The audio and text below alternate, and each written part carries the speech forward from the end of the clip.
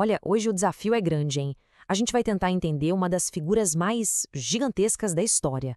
Sério, como é que a gente sequer começa a analisar a mente, a alma, de alguém como Abraão?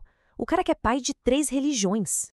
Pois é, essa é a grande questão, né? As ferramentas que a gente tem, tipo a psicologia comum, elas simplesmente não contam. Parece que falta peça no quebra-cabeça. A gente precisa de um mapa diferente, sabe? Um mapa que consiga mostrar o caminho tanto no mundo real, das coisas concretas, quanto no mundo do espírito. E tá aqui o nosso mapa, a gente vai usar a teoria das 12 camadas da personalidade do Olavo de Carvalho. A ideia aqui é que a personalidade não é uma foto, uma coisa parada. É mais como um filme, uma jornada de subida, sabe? Uma construção. E cada camada, cada degrau dessa escada é como se fosse um novo foco para a vida da pessoa, um novo jeito de sofrer também. Então, bora mergulhar nisso. Então, com essa ferramenta na mão, a gente vai refazer o caminho de Abraão. Mas não só como aquela história antiga, sabe? A gente vai olhar para isso como um desenvolvimento psicológico e espiritual mesmo. A gente vai ver a jornada dele, de um homem super inserido no mundo, até virar o pai da fé. E olha que interessante. Essa jornada não começa lá no céu, flutuando. Começa aqui, na terra, com o pé no chão. As primeiras 6 camadas são tipo o acampamento base da vida. Para conseguir fazer qualquer subida espiritual de verdade, primeiro, Abraão tinha que dominar o básico, o mundo material, o mundo social. E, cara, as evidências mostram que ele dominou, e muito bem. A imagem que a gente tem às vezes é de um místico, né? Alguém meio fora do mundo, mas não era nada disso. Pelo contrário, Abraão era um cara super competente, muito realizado no mundo prático. Ele era um gestor rico, um estrategista brilhante, o líder de um clã poderoso, ou seja, ele integrou todas essas camadas de base. Olha só um exemplo perfeito disso lá na camada 5, a camada do ego. Tem uma história na Bíblia, a Guerra dos Reis, que é uma janela para a alma do caráter dele. A gente vê que ele tinha um poder gigantesco, mas ele não era escravo desse poder. Pensa bem, com só 318 homens, 318, ele derrotou uma aliança inteira de reis poderosos da Mesopotâmia. Isso é uma demonstração absurda de poder pessoal, de liderança, de estratégia militar.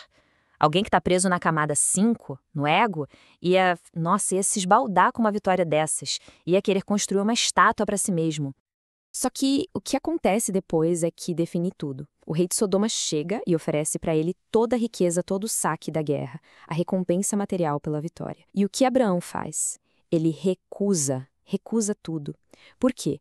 Porque o combustível dele não vinha do aplauso dos outros, do reconhecimento do mundo. Ele já estava em outro nível, já tinha superado essa necessidade de autoafirmação do ego. Então, o ponto-chave aqui é esse, sabe? Abraão dominou completamente as camadas do mundo. Ele era rico, era poderoso, era inteligente, tinha tudo. Só que para ele isso tudo não era o fim da linha, era só o começo. Era a base para algo muito maior. Ele juntou todas essas forças, mas não ficou preso nelas. E é aqui que a jornada fica radical de verdade. Agora a gente vai para a próxima fase. E vai ver como as atitudes de Abraão começam a bater de frente com a lógica comum, com o que a sociedade esperava dele, e até mesmo com o que a gente chamaria de ética universal.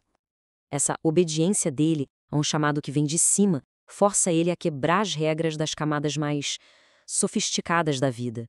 Por exemplo, um bom pai, pensando na camada 7 do papel social, jamais sacrificaria o próprio filho. Uma pessoa moral, lá na camada 10 da ética, não aceitaria uma ordem dessas. As ações dele começam a parecer uma loucura para quem olha de baixo. E isso aqui mostra, de um jeito genial, o pulo gigantesco que existe entre a camada 10 e a 12. Para quem está na camada 10, o moralista, que pensa com base na razão universal, a ordem de Deus é uma monstruosidade, tem que ser rejeitada, ponto final. Mas para o santo, que está num diálogo direto com o absoluto, existe algo acima da própria ética. Essa relação pessoal com Deus pode, digamos, pausar a regra universal por um momento. E pronto, chegamos no topo da montanha, o ponto mais alto da nossa análise, a camada 12. É aqui que se define a consciência única e o destino de Abraão. Nesse nível, Deus deixa de ser uma ideia, um conceito abstrato, uma regra moral, e se torna uma presença real, viva, um interlocutor, alguém com quem se conversa o tempo todo. Para quem está na camada 12, a única plateia que importa de verdade não é a sociedade, Não é o que a história vai dizer, é Deus. A vida vira um diálogo constante, sem interrupção. E o tipo de sofrimento aqui é de outra natureza. Não é mais aquela ansiedade de não ser amado, ou o medo de fracassar na carreira, ou a preocupação com o legado que vai deixar. Não. É uma angústia puramente teológica. É a tensão que deve ser insuportável entre o mesmo Deus que promete um futuro inteiro através de um filho e esse mesmo Deus pedindo o sacrifício desse filho. É o paradoxo da fé na sua forma mais pura. Essa tabela aqui deixa a diferença bem clara, olha só. O filósofo da camada 10, ele é julgado pela razão universal. O herói da camada 11, pensa no Napoleão, por exemplo, ele é julgado pela história, pelo futuro. Agora, o santo, como Abraão, ele só é julgado por um Deus pessoal. E o objetivo dele não é ser virtuoso ou famoso, mas se unir a esse Deus.